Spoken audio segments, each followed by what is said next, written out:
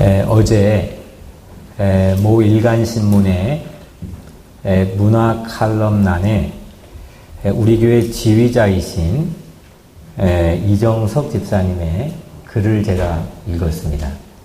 글을 쓰셨죠? 제목이 아주 로맨틱합니다. 그때 그 음악을 생각하며. 저 혼자만 로맨틱한 것 같네. 근데 한국의 음대를 다니던 음악 청년 시절에, 지금부터 오래전이죠. 한 30년 가까이 전이네요. 한 70곡 정도 클래식 음악을 주고, 곡의 음악이 딱 들려지면 그게 무슨 곡인지 이 제목을 적는 시험이었답니다. 그러니까 그때 마이마이 이렇게 이렇게 카세트 테이프를 허리에 차고, 그때는 이렇게 배가 안 나왔겠죠? 허리에 차고 이어폰을 끼고 아주 질리도록 시험을 위해서 듣는 거니까 마음의 요유를 찾지 못하고 계속 듣고 있는데, 어느 날 그 학교 교정 그 지하철역, 저도 그 지하철역을 아주 많이 다녀봐서 아는데, 그 지하철역을 플랫폼을 한참 걷다 계단에 이 음악 청년이 철푸덕 주저앉아서 하염없이 울었답니다. 주변 사람들이 지나가도 아랑곳하지 않고 하염없이 울었답니다. 그리고 지금 그 곡을 들어도 다시 그 자리로 가 있는 것처럼 똑같은 감정을 가지고 있다는 겁니다. 근데 왜 그랬을까? 그 답이 참 재밌는데, 그 음악을 들으면서 당시에 이 음악 청년이 누군가를 사랑했던 슬픈 사랑이 생각나서 울었답니다. 그 슬픈 사랑의 주인공이 누굴지 모르겠지만, 여하튼 그 곡의 이름이 소나타 바이올린 스프링인가요? 하여튼, 이 곡은 우리 이 글쓴이의 메모리얼이 된 겁니다. 기념이 된 겁니다. 그 곡 안에 우리가 알지 못하는 스토리가, 아름다운 이야기가, 또 기억하고 싶은 장면들이 그 곡 안에 담겨 있는 겁니다. 그래서 그 음악 청년은 그 곡을 들으면서 울었던 겁니다. 세월이 흘러도 그 기억은 바래지지 않고 변하지 않습니다. 이런 게 메모리얼입니다. 기념이고 기억입니다. 아마 여러분들의 인생 안에도 여러 가지 기념될 만한 메모리얼들이 있을 겁니다. 내 인생에 정말 잊지 못할 그런 아름다운 메모리얼들이 있을 텐데, 때로는 나를 주눅들게 하고 나를 아프게 하는 그런 슬픈 메모리얼들도 있습니다. 오늘 이 시간 여러분들의 삶 가운데 건강한 메모리얼, 또 아름다운 메모리얼, 그런 기념될 만한 기억들을 다시 내 마음이 영혼의 책장에서 잘 정리할 수 있는 기회가 이 메시지를 통해 되기를 주의 이름으로 간절히 축복합니다.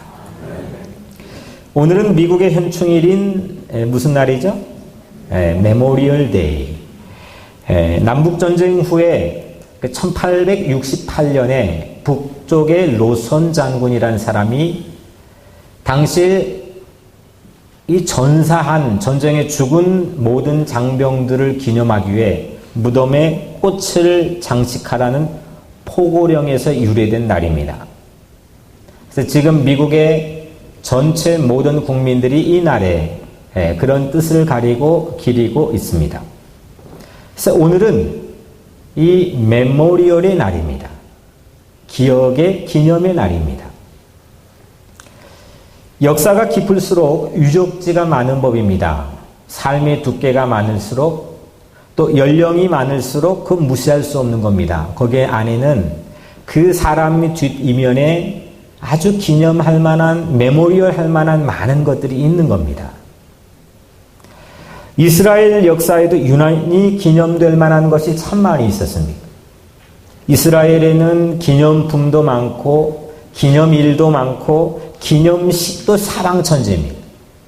지금도 주의시들 보면 우리와 뭔가 다른 게, 기념할 만한 게 많이 있다는 거 아닙니까?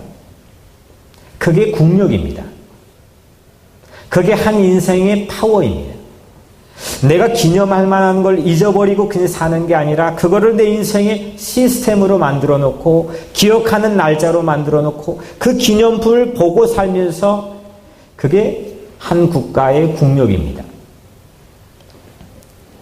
오늘 본문은 기념물 하나를 소개합니다. 이 기념물은 돌로 만들어진 탑인데 요단강을 건너가지고 가나안 땅에 첫 발을 디뎠을 때를 기념하는 겁니다.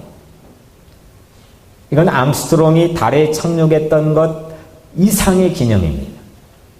오래전 조상들부터 내려온 그 약속 하나 붙들고 또 40년 동안 광야에서 헤매다가 그 땅 하나 이거 정말 이루어질까? 그 막연한 기대일 수도 있겠는데 라는 생각 품고 지내오다 드디어 요단강을 건넜습니다.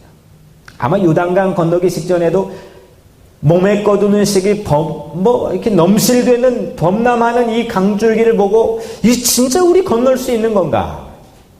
근데 건넜습니다. 마른 땅으로 건넜습니다.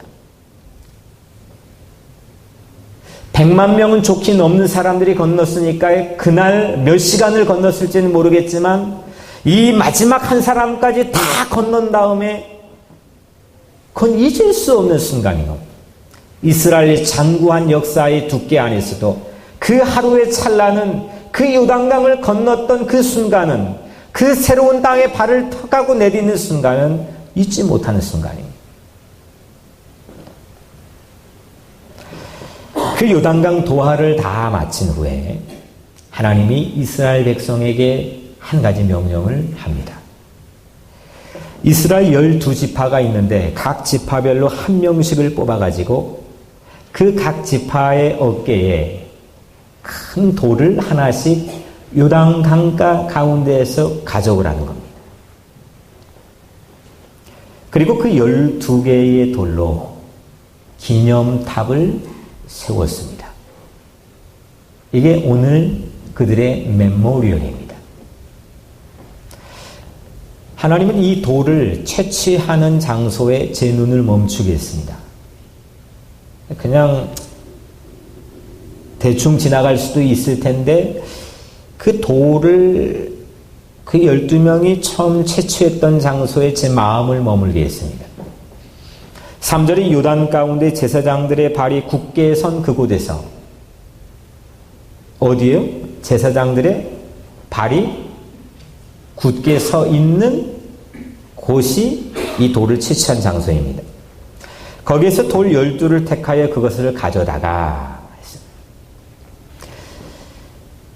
요단강 경험을 기념할 만한 것들이 사실 많이 있을 법한데 왜 하필 하나님은 거기에서 그 돌을 채취하라고 했을까? 제 시골에 산 경험으로 미루어 짐작해 보면 여러분들 시골에서 멱 감아 보셨어요? 멱이 뭔지 아세요? 목욕하는 거잖아요. 시골의 강가에서 목욕을 해보는 경험에 비추어 보면 이 강 안에 있는 돌하고 강 밖에 있는 돌하고 같을까요? 틀릴까요? 완전히 달라요. 강 안에 있는 돌은 그래도 둥글둥글하고 그래 많이 뭐가 나 있지 않습니다. 근데 강 밖에 있는 돌은 매우 투박하고 거칩니다. 오늘 하나님께서 명령하신 기념물의 재료는 강 안에 있는 제사장들의 발이 서 있는 그곳의 돌을 채취하라는 겁니다. 그 12개의 돌로 기념탑을 세웠습니다. 첫 번째 기념이라고 하는 건요, 그 기념할 만한 내가 경험한 사건이나 그 장소와 무언가 닮은 꼴이 있어야 됩니다. 그걸 보고도 이게 뭐지? 생각이 안 나면 그건 기념품의 자질이 되지 못합니다. 그걸 보고 내가 그걸 거기서 경험했지. 그 소나타 바이올린 스프링 그걸 듣고 뭔가 이게 연결되는 지점이 있어야 됩니다. 요단강에 쌓은 기념 돌탑도 이 기념 돌탑의 돌들도 저 요단강 북쪽에 가면 갈릴리 호수가 있고요. 더 위에 올라가면은 저 산맥에 내려오는 물줄기가 있는데 아마도 거기에서부터 쭉쭉쭉쭉 내려온 돌일 겁니다. 하나님은 이 기념물을 통해서 이스라엘 백성 자신들의 모습을 보게 하는 겁니다. 처음 출애굽할 때 이스라엘 모습이 어떠했습니까? 40년 전에 그들이 이집트 르비딤에서 처음 출발해서 홍해바다를 거기 때도 마른 땅으로 건넜는데 그때 그 모습은 건너자마자 이 사람들은 모세를 향해서 컴플레인하기 시작했습니다. 마실 물이 없다고, 먹을 게 없다고 매일같이 컴플레인 연속이었습니다. 하나님 만져줘도 먹을 걸 줘도 마실 걸 줘도 연속의 컴플레인의 삶이었습니다. 400년 노예 근성이라는 게 쉽게 사라지지 않는 겁니다. 아주 생각, 사고와 손과 발과 몸 모든 곳에 노예 근성이 딱 하고 배어있는 그 사람들이 40년 전 홍해바다를 마른 땅으로 건넜을 때는 그 상처가 고스란히 드러났습니다. 영락없이 강바닥에서 상류에서 다듬어지지 않고 뾰족뾰족하고 울퉁불퉁하고 투박한 돌이었습니다. 그런데 이제 40년이 지났어요. 그 요단강을 건넜어요. 40년 동안 광야에서 모진 고난의 물살들을 헤치고 달려온 이 이스라엘 백성들은 그 물살에 깎이고 다듬어지고 부드러워지고 맨들맨들해지고 기념물로 삼을 만한 돌, 그 돌로 바뀌었습니다. 요단강 상류에서 물살에 구르고 다듬어진 것처럼 40년 광야 물결에 이 이스라엘 백성들은 다듬어지고 또 다듬어진 거예요. 공교롭게도 돌의 숫자와 이스라엘 지파의 숫자가 12로 똑같지만 무엇보다 강바닥에서 채집한 돌의 쉐입, 돌의 모양과 이스라엘 백성이 요단강 건넌 40년이 지난 그 이스라엘 백성들의 모습과 아마도 매우 흡사한 닮은 점이 있었을 겁니다. 이 돌들은 이스라엘을 비춰보는 거울이었습니다. 살아온 인생 때문에 거친 모서리가 보기 좋게 다듬어지는 기념품이 참 멋져 보였습니다. 아, 내 인생도 그냥 목회 사역만 하는 게 아니라 내 인생도 이렇게 다듬어졌으면 좋겠다. 내 인생도 이렇게 교만하고 이렇게 내중심적이고 이런 거친 부분들이 잘 다듬어져서 내 종국의 인생의 요단강을 건너 천국에 들어갈 때는 정말 내 인생의 뒤편에 이런 멋진 기념품들을 남기는 인생이 되었으면 좋겠다라고 하는 바람을 가지고 왔습니다. 여러분들, 기념할 만한 양의 숫자는 나이에 비례합니다. 이건 명백합니다. 하지만 기념할 만한 가치 퀄리티가 보장된 숫자는 이건 연륜에 비례하지 않습니다. 고난의 삶을 지나왔을지라도 더 표독스럽고 더 거칠고 더 날카로운 부분이 있을 수도 있습니다.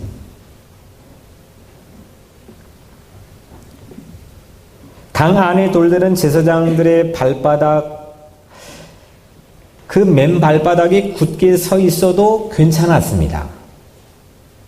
그러니까 거기에 서 있었습니다. 왜 유독 제사장들이 발바닥이 있는 곳에 돌을 채취하라고 했겠습니까? 아무렇지 않았습니다. 그럴 만큼 모나지 않았던 돌이었습니다. 혹시 내 인생이 범람하는 요단강처럼 출렁거리고 고난이 닥쳐오고 그럴 때에도 누가 내 옆을 지나가도, 누가 나를 만나도 나로 인해 상처받지 않고 넘어지지 않고 실족하지 않는, 도리어 내가 위로해주고 치유해주고 붙잡아 일으켜줄 수 있는 그런 인생이 된다면 얼마나 값지고 근사한 일이 되겠습니까? 여러분들 인생이 꼭 그런 인생이 되시기를 주의 이름으로 간절히 축복합니다. 다 자녀들과 부모 사이 관계 보면 그런 거 아닙니까?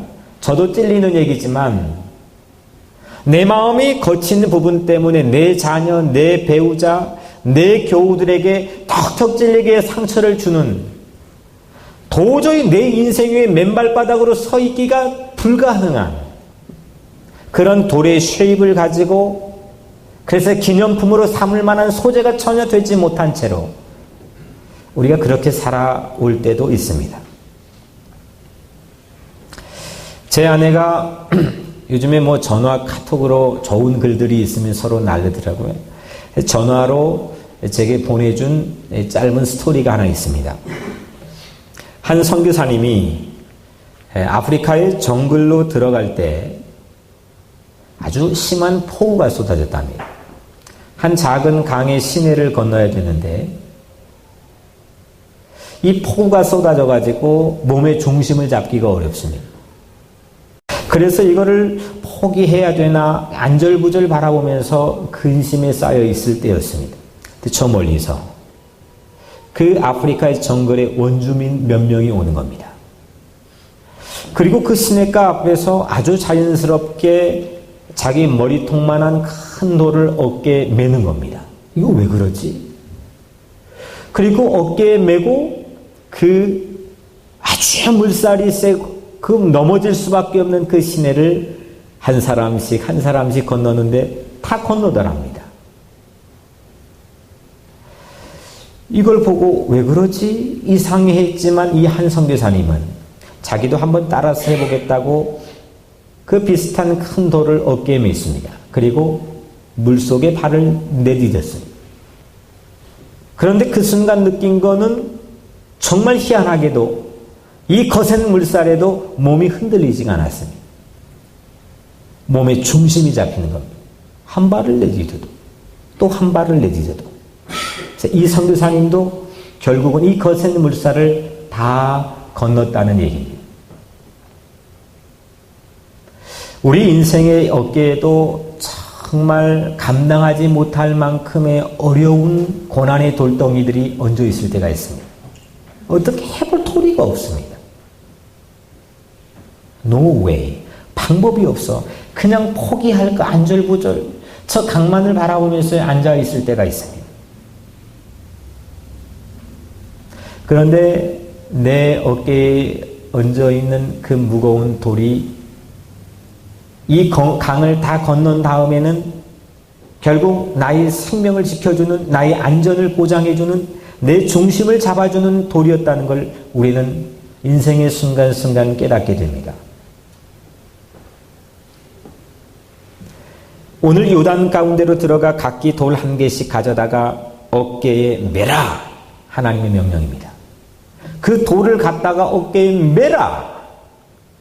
그 돌은 광야를 지나게 해준 그 마음이 담겨있는 고마운 돌, 그 돌을 보고 그 생각을 갖는 거고, 광야를 지나며 다듬어진 그들의 변화된 모습을 꼭 닮아있는 그런 돌이었습니다.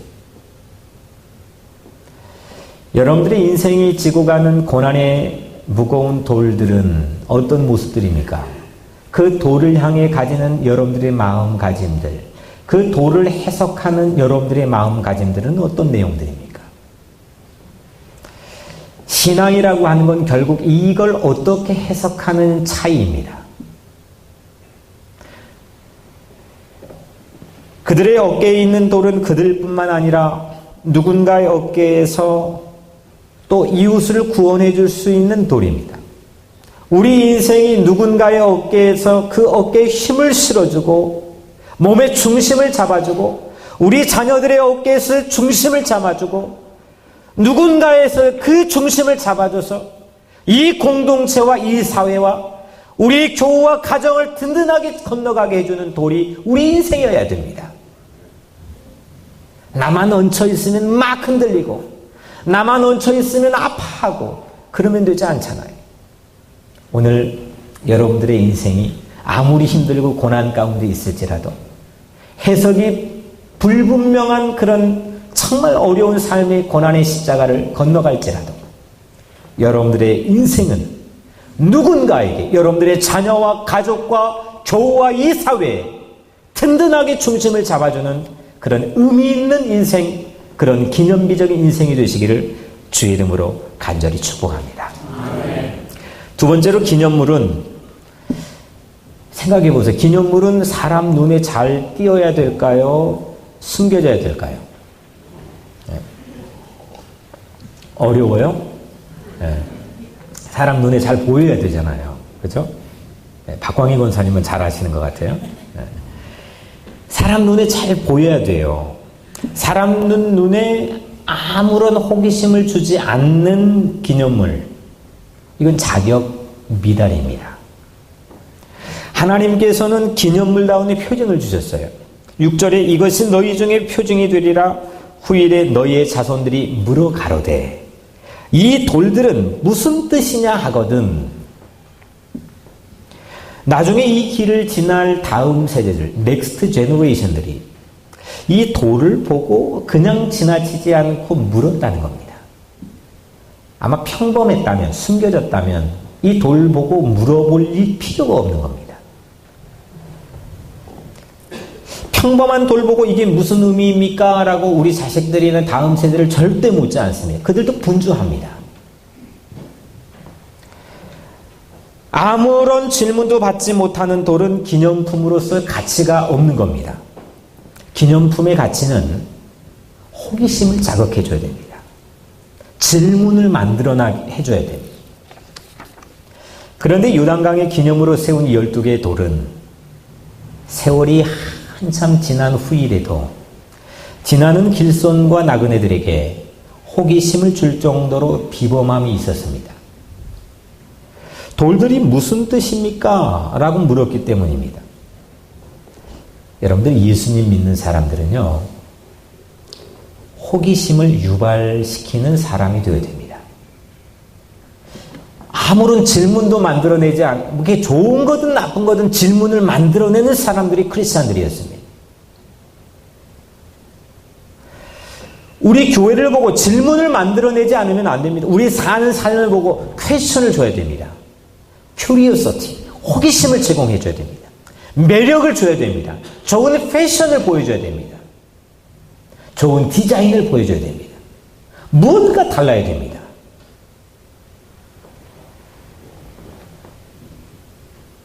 과거에는 막 인상을 쓰고 남에게 시비를 거는데 선수였는데 이 사람이 은혜를 받고 웃는 얼굴로 바뀝니다. 어느 날. 그럼 여러분들이 뭐라고 하겠어요? 요즘 뭐 좋은 일 있으세요? 자녀들이 뭐라고 하겠어요? 야, 우리 엄마 아빠 요즘 뭐 일 있나 봐. 이렇게 크리스찬은 호기심을 줘야 됩니다. 기억할 만한, 기억될 만한 인생을 살기 위해서 반드시 호기심을 자극할 수 있는 매력이 있어야 됩니다. 여러분들의 매력은 뭡니까?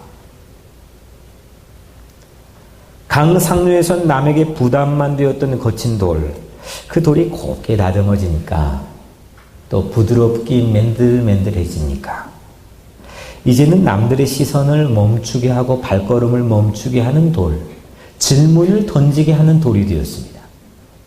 기념품의 재료가 충분히 될 만한 가치가 생겼습니다. 우리 인생도 그렇게 되었으면 참 좋겠습니다. 특히 이 돌들의 호기심을 받게 된 이들은 자손들입니다. 자녀들입니다. 다음 세대들입니다. 우리 EM Next Generation들이 우리를 향해서 질문을 해야 됩니다. 우리 자녀들이 여러분들을 향해서 질문을 해야 됩니다. 자녀들이 호기심을 갖고 물어봐주고 기념해주는 그런 아름다운 인생을 꿈꾸고 싶지 않으십니까? 그렇게 호기심을 주는 매력적인 사람이 되시기를 주의 이름으로 간절히 축복합니다. 마지막 세 번째로 호기심을 줄 수 있을 때 여러분들 뭐 하겠습니까? 누가 질문을 해왔어요. 그 호기심을 줄 수 있을 때 여러분들은 뭐 하겠습니까? 이게 찬스입니다. 이런 기회가 많이 오진 않습니다. 사람이 호기심의 대상이 되면 그때 좋은 찬스를 얻는 겁니다. 누군가 질문할 만큼 매력적으로 비칠 때에 여러분 무엇을 하겠습니까? 이때 세상 사람들은 보통 자신이 성공한 노하우를 풀어놓습니다. 책을 쓰기도 하고 인터뷰를 하기도 합니다. 내가 이래 해가지고 성공했다는 겁니다. 심지어는 목회의 성공의 비법이라는 책들도 있습니다. 이래 해가지고 이런 방법으로 우리가 여기까지 왔고 기념될 만한 질문들을 받게 되었다고 이야기합니다. 그런데 이 호기심의 대상이 될 때, 바로 이때, 이 찬스의 때에 우리는 우리를 이곳까지 인도하시고 우리를 이렇게 만들어주시고 우리를 보호해 주신 하나님을 말할 수 있어야 됩니다. 마냥 돌의 기묘한 모양을 자랑하는 것이 아니라 야 이거 얼마나 부드럽니? 이거 수석 전시회 내도 되겠다.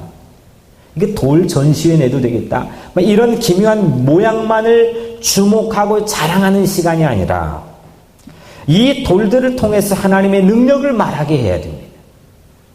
이 돌들을 통해서 하나님의 자랑을 하게 해야 됩니다. 이 돌들을 통해서 하나님의 패션을 자랑하게 해야 됩니다. 돌들을 메모리얼 탑으로 세운 것은 왜 세우느냐? 이 하나님이 함께한 인도한 흔적, 40년 동안 뭐 별의별 일이 다 있지 않았겠습니까? 그 인도한 흔적이 이 돌에는 고스란히 남아있고 새겨져 있고 이 돌들은 말해오기 때문입니다. 돌들은 생명이 없는 무생물인데 후손들에게도 말을 거는 겁니다. 기념비를 세울 때는 무엇을 기념하는 것인지가 분명히 드러나야 됩니다. 세상의 리포터가 호기심의 마이크를 우리 교회나 우리에게 들이밀 때 우리는 말할 거리가 있어야 됩니다. 이때 사람의 업적이 아니라 하나님의 일, 하나님의 권세와 하나님의 업적을 말해야 됩니다. 그런 찰나 찬스를 잡기 위해서 우리는 일해야 됩니다. 그런 찬스를 잡기 위해서 우리는 노력하고 최선을 다하는 삶을 살아야 됩니다. 아주 별 볼 일 없는 그렇게 보이는 노숙자가 나에게 물을지라도 아주 미천한 어린아이가 나에게 물을지라도 그 결정적인 찬스를 위해서 나는 이런 이야기를 인터뷰할 거야 라고 말하기 위해서 우리는 내 삶에 최선을 다해야 됩니다. 어떤 일을 해도 괜찮습니다. 내가 하는 소중한 일을 통해서 사람에게 호기심을 줘야 됩니다. 감동을 줘야 되고 매력을 발산해야 됩니다. 무엇 하려고 합니까? 사람들 다 아니 거의 99%가 아마 저도 포함해서 결국은 사람들이 나를 바라봐주고 인정받기 위해서 하는 거 아닙니까? 근데 여러분 솔직히 한번 생각해 봅시다. 내가 잘 되고 성공하면 진짜 나랑 같이 같은 마음으로 기뻐해 줄 사람이 많이 있을까요? 있을 것 같아요? 아마도 질투하고 시기하고 배 아파하는 사람들이 많지 정말 내 일처럼 야 너무 잘 됐다. 야 너무 잘 됐어. 이런 사람 많지 않아요. 우리가 엉뚱한 목적을 가지고 내 인생의 에너지를 다 소비하면 결국 내 인생의 목표 지점에 인정을 받기 위해서 달려갔던 그 종국의 요단강 건넌 지점에서 나는 허망함을 느낄 수밖에 없습니다. 그 기회에 그 찬스에 누가 이 돌들의 뜻이 무엇입니까? 호기심이 유발돼 가지고 물어볼 때 여러분들의 인생을 향해 질문을 할 때 여러분들은 그 찬스, 그 결정적인 찬스를 어떻게 사용하시겠습니까?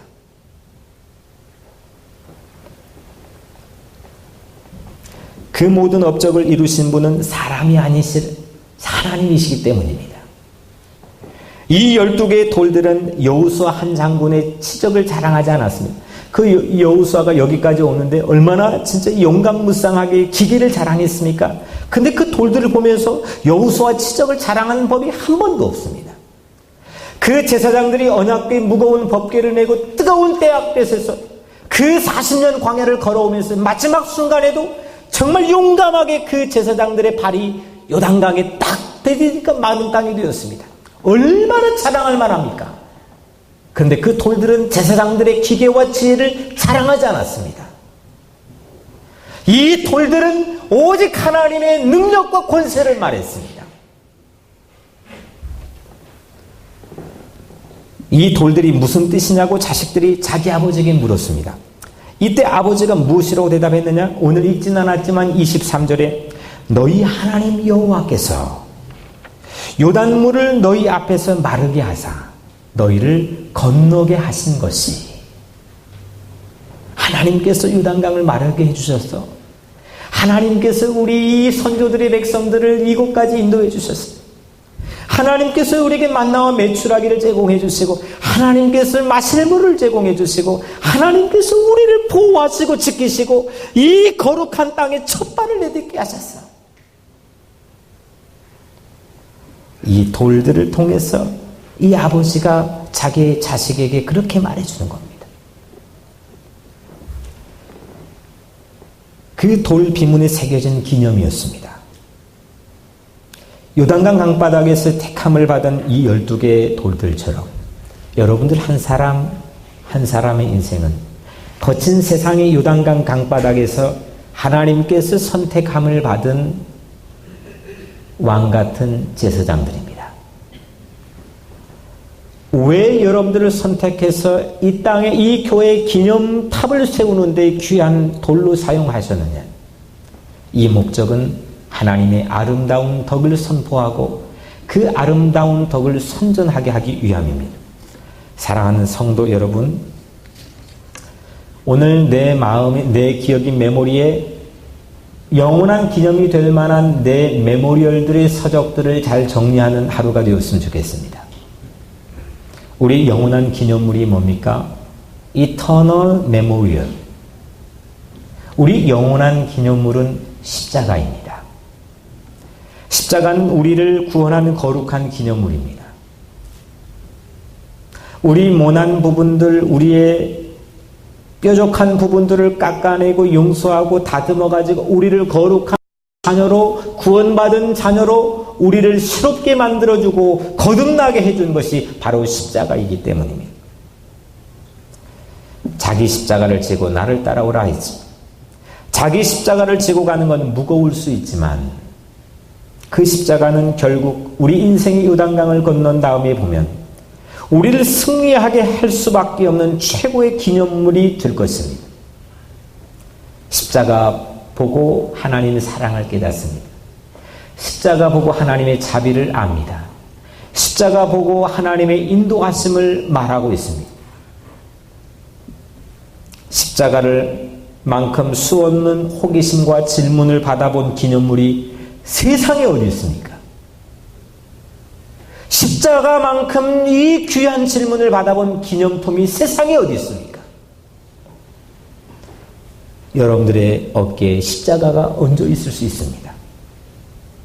우리도 십자가를 통해 하나님의 사랑을 깨닫고 이 넘실대는 범람하는 우리 인생의 강에서 우리 몸의 중심을 잡고 우리 인생의 종국의 승리를 향해 가는 그런 여러분들의 인생이 되시기를 주 이름으로 축복합니다.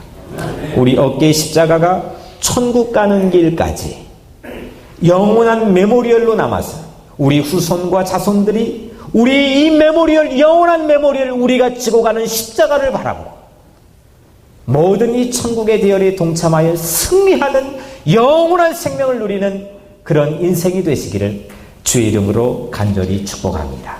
기도하겠습니다.